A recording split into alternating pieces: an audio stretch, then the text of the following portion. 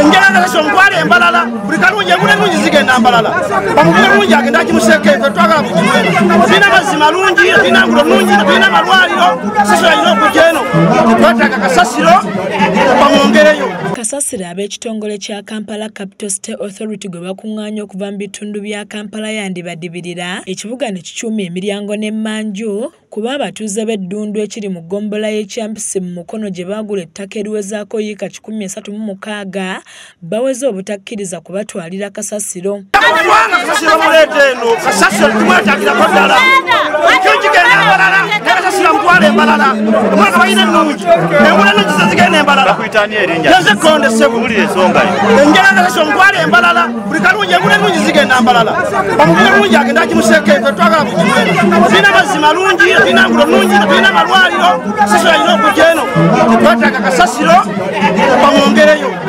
Abatuuze bano enkya ya leero bavudde mu mbeera nga bagamba nti ekitundu kyabwe sikuŋŋaanyizo lya kasasiro nga bakutte ebipande wakati mu kulaga obutali bumativu olw'enteekateeka y'aba KCCA ey'okwagala okubatwalira kasasiro ewaabwe. Obuzibu tulina ffe nga Kyampisi tulina biohazard eyo kya kasasiro tulina biowest eyo kya kasasiro eri kyoga buntaba nakasajja tulina kampuni 2 naye okuleeta obuleesi kasasiro ne bamuyiwa nga tewali kumwokya kumuyiwa wavemu ekivundu kiba kikyamu. Bano okubadde abasuubuzi n'abatunda ebyokulya bategeezezza nti emirimu gyabwe gyandisaanawo singa kasasiro atwalibwa ewaabwe nga bo abakyala bategeezezza nti bakyalina ekizibu ky'abaasa amayinja agabalemesa n'okuzaala nga tebayinza kukkiriza kubongerako kya kasasiro. Kasasiro gyali omuntu ali eri gwabatambuza baleeta eno wabulemi omuntu obeera nabo amazzi ago oluusi we luli bwe baagala oyiwa kasasiro looza okitegeera bwe baagala te okuyiwa kasasiro oluusi we luli kati mukokoli owakasi owanakutanadda mu mazzi banywa amazzi oba banywa bulwadde. Wabula waliwo abawagidde kasasiro atwalibweyo era nga kino kireeseewo okuwanyisiganya ebisongovu n'abo abatakkiriziganya nakyo ng'abakiwagira bo balabawo ekyokwekolera ku nsimbi nga balonda obucupa. Ensi zonna ebinnya by'amayinja byonna bibadde buno bizze bisimya amayinja birina fuuti 4 tebabikubirangako ebyuma ebyokya ebyuma biri biowest eri wali hazard west eri wali olwaliro webalabye kasasiro ye mubi kasasiro ajje lwaki tebagiranga kasasiro abanyigiriza abantu atayagala agende lwaki ebyuma by'amayinja ebimotoka ebivuga amayinja byo birima enguudo lwaki tebagira ne bakkiriza enguudo ezo ne bazikola lwaki tebagamba ku bimotoka ebyo ne bijja. Ismail Katongole nga mukulembeze w'abasiraamu mu kitundu kino agamba nti waakiri alinaana omudaala gw'embizzi ng'aweze nti wakukola ekisoboka okulaba nga kasasiro tatwalibwa mu kitundu kyabwe. Ngana zijja kutuula ezisinga wano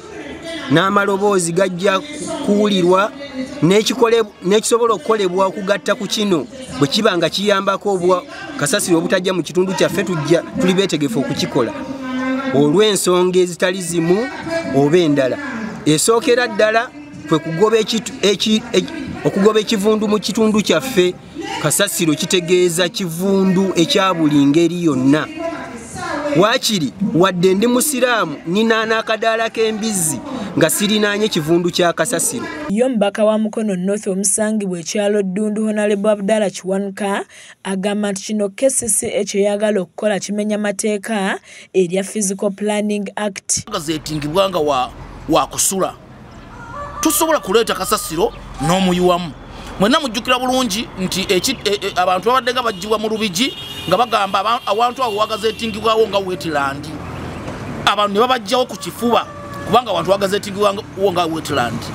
Kakati wano wagazetingibwawo nga w'okusula. So mpa amagezi KCCA kyeyina okukola abantu ebajja ekiteezi ewagazetingibwa okuyiwawo kasasiro ebaleete batuuze eddundu. Kyetutagenda kukkiriza kwe kuleeta ekivundu envunyu ebyo byonna ebiwunya bye babituleetere. Paul Kaweesa yakusakidde eggulire lino ku lwa KSTV agaleero.